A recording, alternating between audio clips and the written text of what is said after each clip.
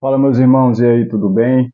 Aqui estamos para mais uma aula da nossa escola bíblica e hoje chegamos à última lição da carta do trimestre, né? Que estudamos a primeira carta de Paulo aos Coríntios. E parabéns por nos acompanhar até aqui durante todas essas aulas.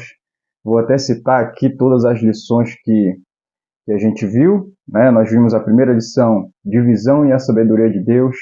Segunda lição, o poder da mensagem da cruz. Terceira lição, ministros são despenseiros de Deus. Quarta lição, imoralidade e litígios. Quinta lição, casado ou solteiro, eis a questão. Sexta lição, alimentos, ídolos e a liberdade cristã. Sétima lição, Paulo, exemplo de liberdade. Oitava lição, culto cristão e a ceia do Senhor. Nona lição, os dons espirituais unindo a igreja. Décima lição, o amor, caminho excelente. Décima primeira, dom de profecia e ordem no culto. Décima segunda, lição passada, o poder da ressurreição de Cristo. E hoje, a última lição, décima terceira, vamos ver planos e saudação final. E essa lição está baseada no capítulo de número 16, que é o último capítulo desta carta aos Coríntios, né, da primeira carta de Paulo aos Coríntios.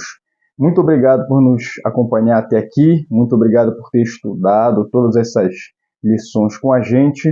O textuário dessa última lição está no capítulo 16, verso 13, que diz assim: Sede vigilantes, permanecei firmes na fé, portai-vos varonilmente e fortalecei-vos. É o conselho de Paulo para nós e para toda a igreja do Senhor, né? Verdade prática diz assim: a vida cristã, cheia de fé e boas obras, é a mais eficaz pregação do Evangelho.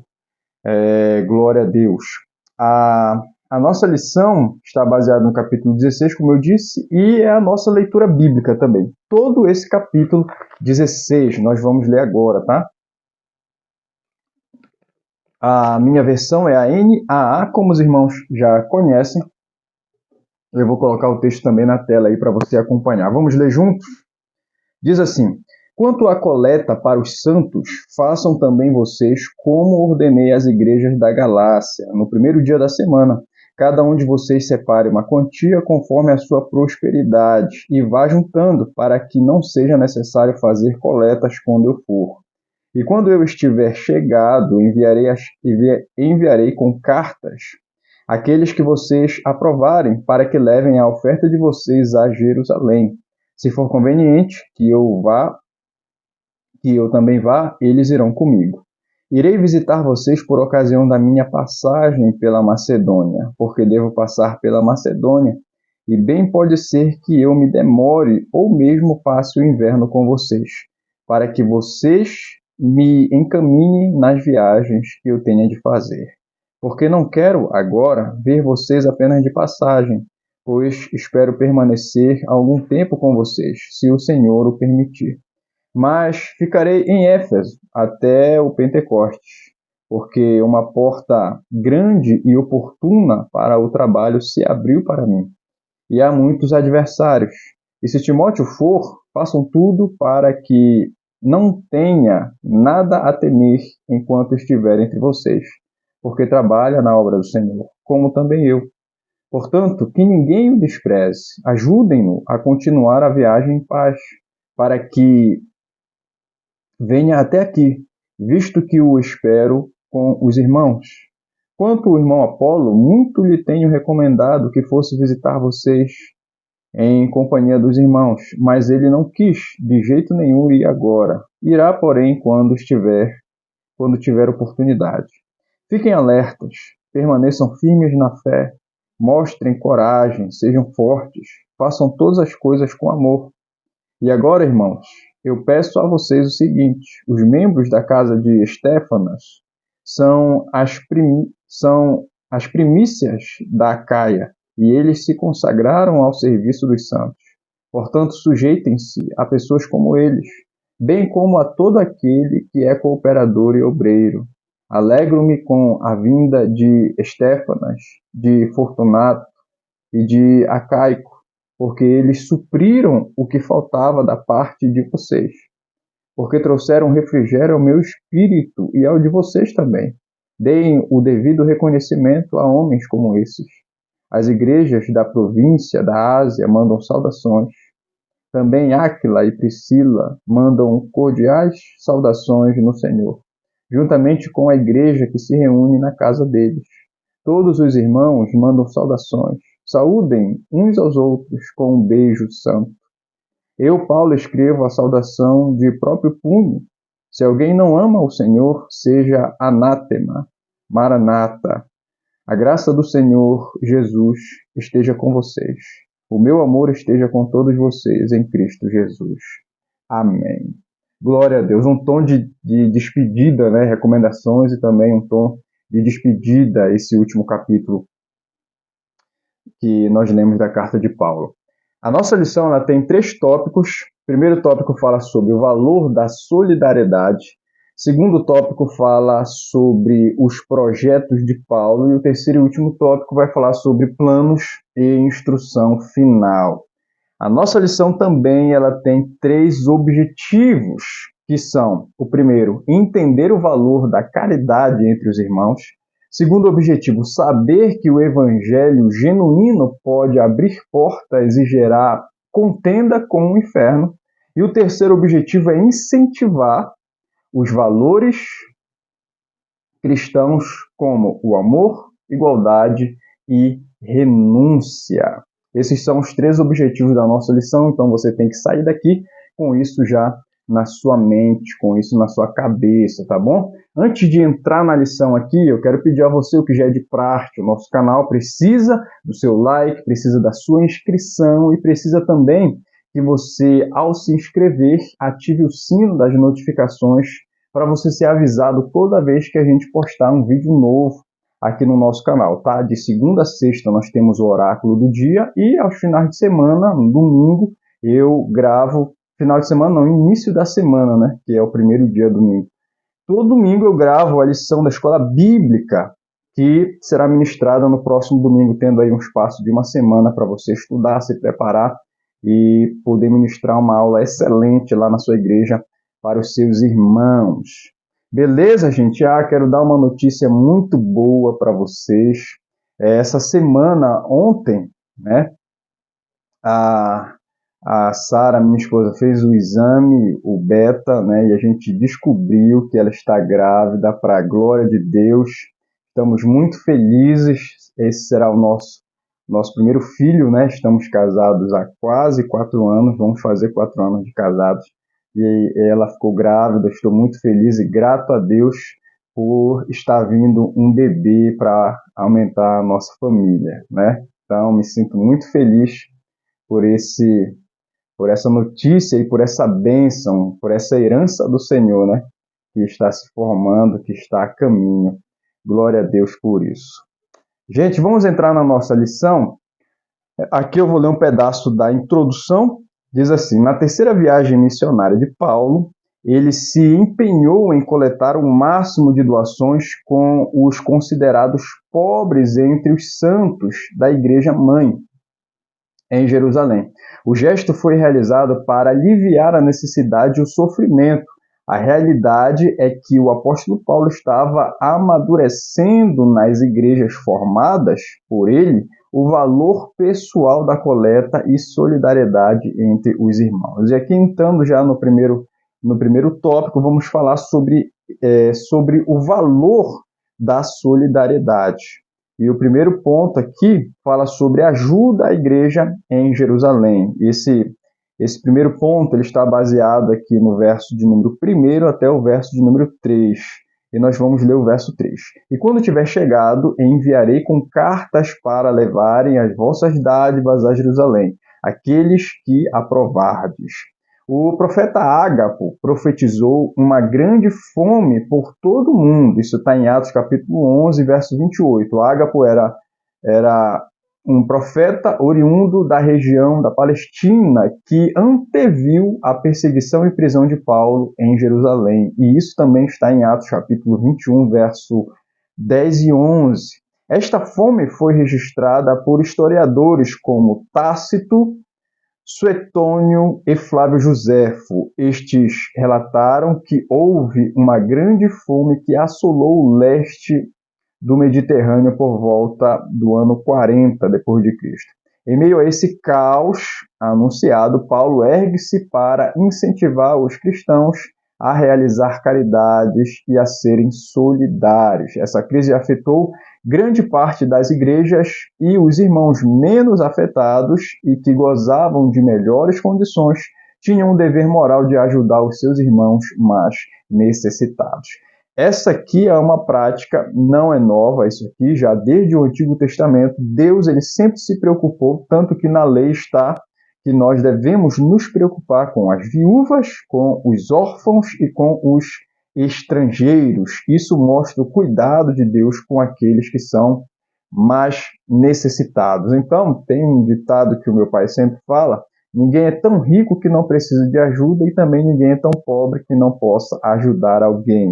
Essa prática sempre fez parte da igreja, se preocupar com a ação social, né? Se preocupar com esse lado aí social de arrecadar alimentos, de prover roupas, de prover remédio, ajuda, né? De uma forma geral. Então, a igreja ela tem também esse papel de ser relevante também e principalmente no ato de cuidar daqueles que mais necessitam. E aqui Paulo ele ergue essa bandeira, ele defende essa causa e todos aqueles que são fiéis a Deus, eles com certeza também sentirão essa necessidade de ajudar. Nem sempre vamos ter os recursos para suprir as necessidades dos outros, mas certamente nós conhecemos alguém que pode. Então, muitas vezes não vamos tirar do nosso bolso, exatamente por não ter, mas podemos mobilizar pessoas que têm para que possam ajudar outras pessoas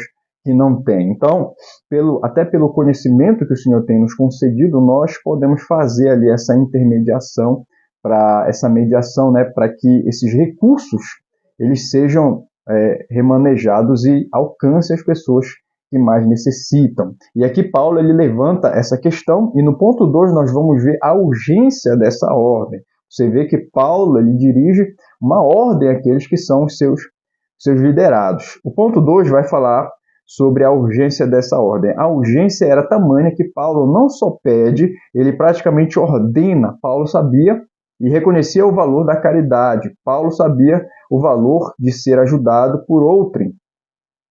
Por isso tinha pressa para ajudar os outros. Esse gesto era incentivado e ensinado por Paulo e deveria ser espalhado por todas as igrejas. Então aqui Paulo ele não somente dá essa ordem, faz esse pedido dessa coleta, dessa ajuda, dessa arrecadação de recursos, mas ele também diz que isso é urgente, que isso seja feito logo para que as pessoas sejam supridas, né, sejam alcançadas por essa boa ação. E aqui o ponto 13 ele vai falar sobre o primeiro dia. No primeiro dia, é o verso número 2, tá? Capítulo 16. No primeiro dia da semana, cada um de vocês ponha a parte em casa conforme a sua prosperidade e vá juntando, para que se não façam coletas quando eu for. Geralmente no domingo, ou seja, o primeiro dia da semana, os fiéis se reuniam e ofereciam suas ofertas como forma de agradecimento. Capítulo 20 de Atos, verso 7. Este dia era muito comemorado pelo acontecimento da ressurreição do Senhor, e por este e outros motivos, os cristãos daquela época se reuniam no primeiro dia da semana para adorar a Deus. Então aqui Paulo usa já esse encontro no primeiro dia da semana, que equivale ao culto de domingo hoje, que nós fazemos, e que geralmente é o culto onde se concentra o maior número de pessoas, para que essa coleta seja reunida e separada. Um ponto interessante do que ele fala é que cada um contribua segundo a sua prosperidade. Ao contrário do que muitas pessoas de forma errada pregam, né? Paulo não está dizendo aqui, deixe de comer para doar para outra pessoa. Não, ele fala assim, conforme a sua prosperidade, conforme os seus recursos, faça o que você pode. E aí muita gente, como forma de gratidão, ofertava no domingo. E a oferta, gente, é exatamente isso. A oferta é o símbolo da sua gratidão a Deus. Dízimo é fidelidade, oferta é gratidão. Então as pessoas, elas se reuniam e ofertavam com alegria. Isso aqui é muito importante de ser frisado. O segundo tópico aqui, vamos falar sobre os projetos de Paulo. E o primeiro ponto vai falar sobre irei ter convosco. Então Paulo ele tinha já havia planejado ir a Corinto, né, falar com os irmãos daquela igreja. O verso de número 6 e 7 diz assim, irei ter convosco por ocasião da minha passagem pela Macedônia, porque devo percorrer a Macedônia. Paulo havia projetado que depois de passar pela Macedônia, iria à cidade de Corinto, almejava passar um longo tempo com os irmãos daquela cidade. Isso porque sabia da necessidade deste povo. Paulo, porém, sabia que esta visita só poderia ocorrer mediante uma ressalva, se o Senhor permitir, demonstrando a dependência total a Deus, né? Então, mais um exemplo de Paulo para nossas vidas. Apesar dele já ter plantado essa igreja e, de certa forma, ela está estabelecida, e Paulo tendo planos para visitar os irmãos em Corinto, mesmo assim ele entregava tudo nas mãos de Deus, como nós lemos aqui, se o Senhor permitir. Então, mostrando que, embora seja algo bom, embora seja algo aparentemente correto, que mal há em visitar os irmãos de uma igreja que ele plantou, né? Nenhum. Mas mesmo assim ele coloca nas mãos de Deus. Se Deus permitir, irei ter convosco, irei passar um tempo aí, quem sabe um inverno, e vamos estar juntos para um momento de comunhão, um momento de crescimento, um momento de aprendizado. Então Paulo ele coloca nas mãos de Deus. Isso é muito bonito. Isso nos deixa o exemplo de que todas as nossas decisões devem ser conforme a vontade de Deus. O segundo ponto aqui dentro, Paulo vai dizer longo tempo em Corinto e Éfeso. É o plano dele, né? Como a gente já viu. O verso 7 diz assim, porque não quero agora ver-vos apenas de passagem, pois espero permanecer convosco algum tempo, se o Senhor o permitir. A estada de Paulo em Corinto foi um período longo de 18 meses. Está descrito em Atos capítulo 18, do verso 11 ao verso 12, né, 2 versículos. Só superado pelo tempo que ficou em Éfeso, onde o apóstolo demorou por 3 anos. Está em Atos capítulo 20, verso 31.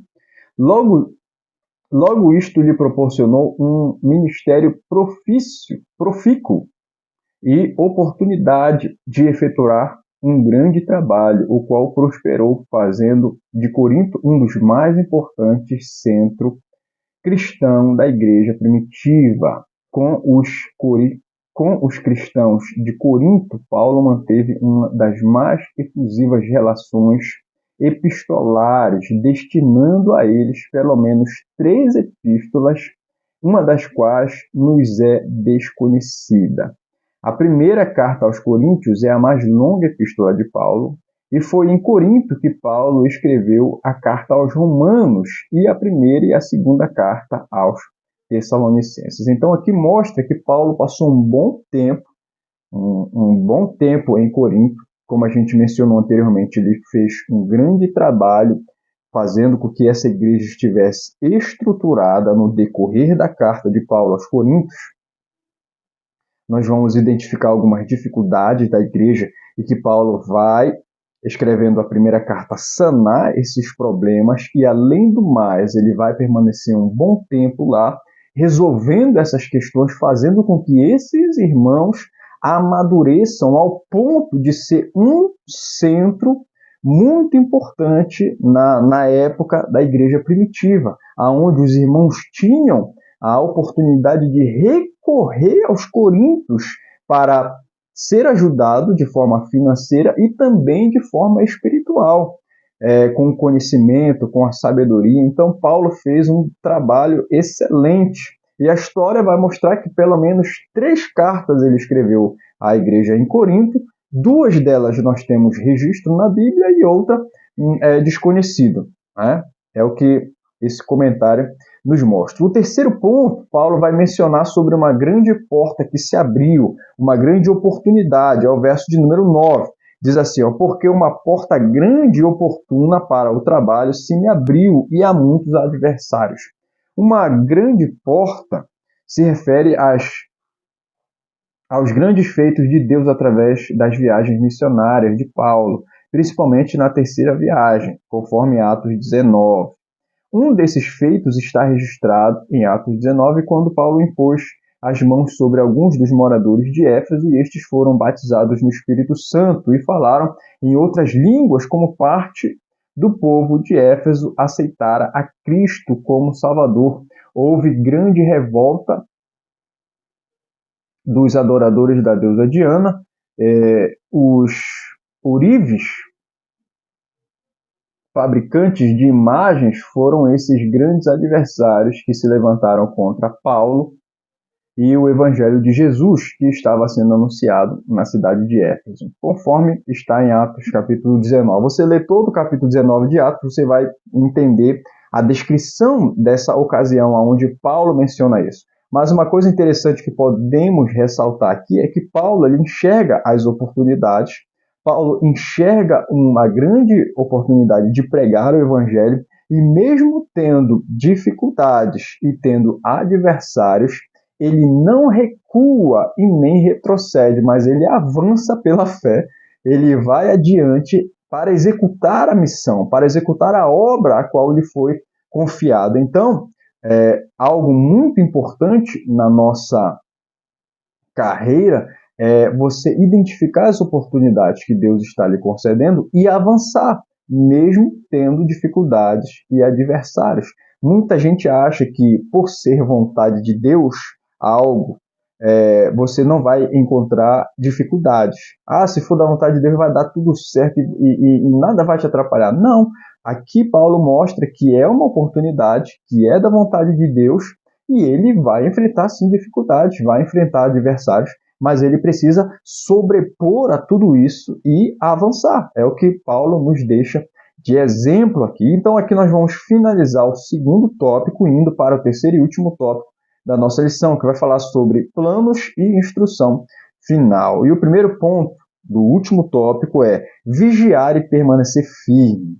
Conforme a gente falou depois da leitura bíblica, nós vemos que isso aqui já vem como um tom de despedida, né, de recomendações finais, mas mesmo assim Paulo vem trazer grandes conselhos aqui, sábios conselhos para que a gente aplique na nossa vida hoje. Olha o que ele vai dizer aqui. Sede vigilantes, permanecei firmes na fé, portai-vos varonilmente e fortalecei-vos.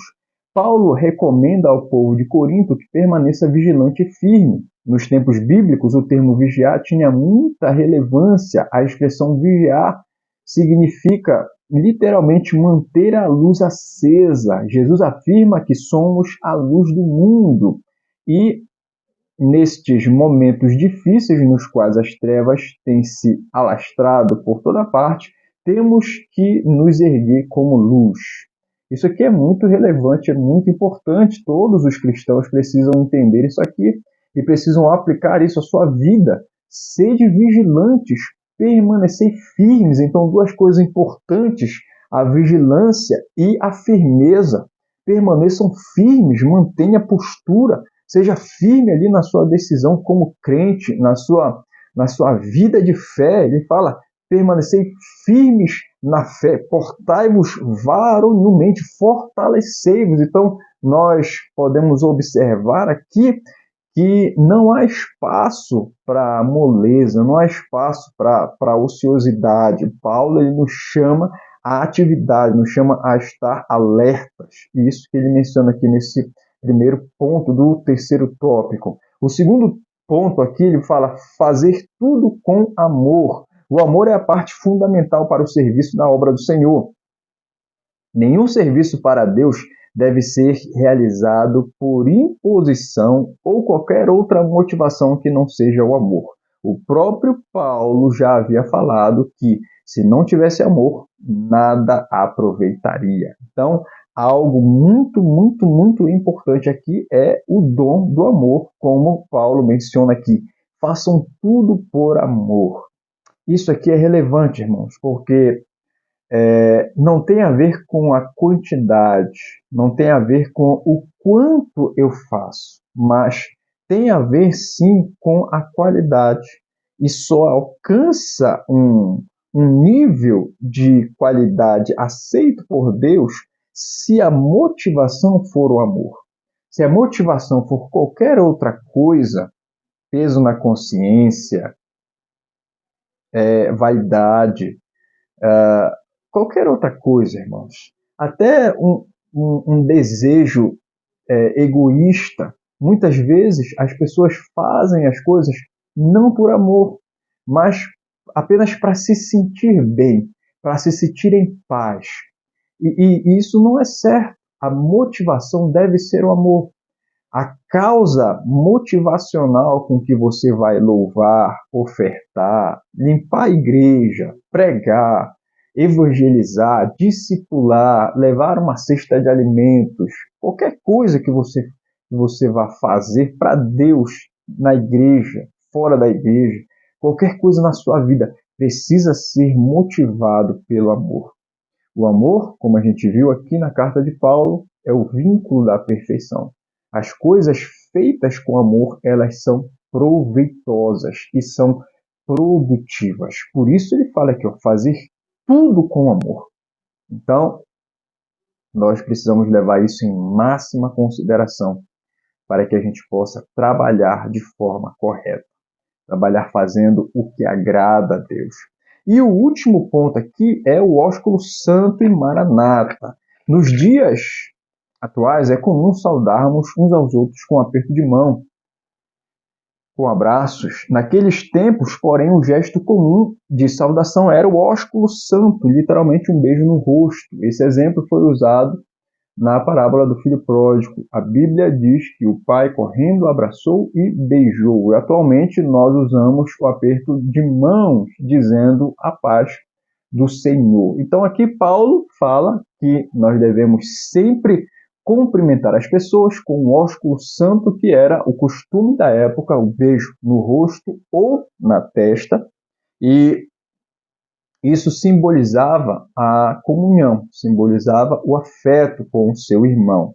E a outra coisa que ele vai mencionar aqui é a questão do Maranata. Maranata é aqui uma palavra de origem aramaica, que traduzido é o Senhor vem. Este termo está relacionado ao arrebatamento, o dia em que Jesus virá buscar a sua igreja. Então, uma outra coisa relevante aqui é a esperança da igreja. E a esperança da igreja é a vinda do Senhor. Maranata, o Senhor vem. Isso deve estar sempre na mente dos cristãos, porque em tudo o que a gente for fazer e em todas as nossas obras, nós precisamos priorizar e valorizar a vinda do Senhor, o reino vindouro, os céus. Isso deve estar na mente do crente. A nossa esperança, a nossa recompensa, o nosso desejo é de estar na eternidade com Deus. Então isso vai tirar os nossos olhos do que é passageiro, do que é terreno, e nos colocar em uma perspectiva espiritual, celestial. Correto? Então, meus irmãos, aqui nós encerramos a nossa lição. A aplicação pessoal diz assim: somos incentivados a permanecer firmes em todo o tempo, e principalmente quando a nossa fé e valores cristãos são desafiados ao interagirmos com o mundo. De qualquer modo, seja fiel ao Senhor Jesus e habilite-se ao prêmio da coroa da vida. Amém. Glórias a Deus. Encerramos a nossa lição aqui, e agora eu peço a você, responde aqui embaixo o questionário da nossa lição. São 3 perguntas. A primeira: para qual igreja Paulo ordenou a coleta de uma oferta em Corinto? Segunda pergunta, sob qual condição Paulo desejava visitar a igreja em Corinto? Terceira pergunta, o que significa o termo Maranata? Qual o significado dessa palavra? Muito obrigado por nos acompanhar até aqui, muito obrigado por nos acompanhar durante todo esse trimestre, e agora, ao final, eu peço a você que compartilhe esse vídeo, essa lição com alguém, tá bom? Muita gente tem perguntado qual a lição do próximo, qual a revista do próximo trimestre. No próximo trimestre nós vamos estudar o livro de 1 Samuel, tá bom? Que Deus abençoe e até a próxima. Fica na paz.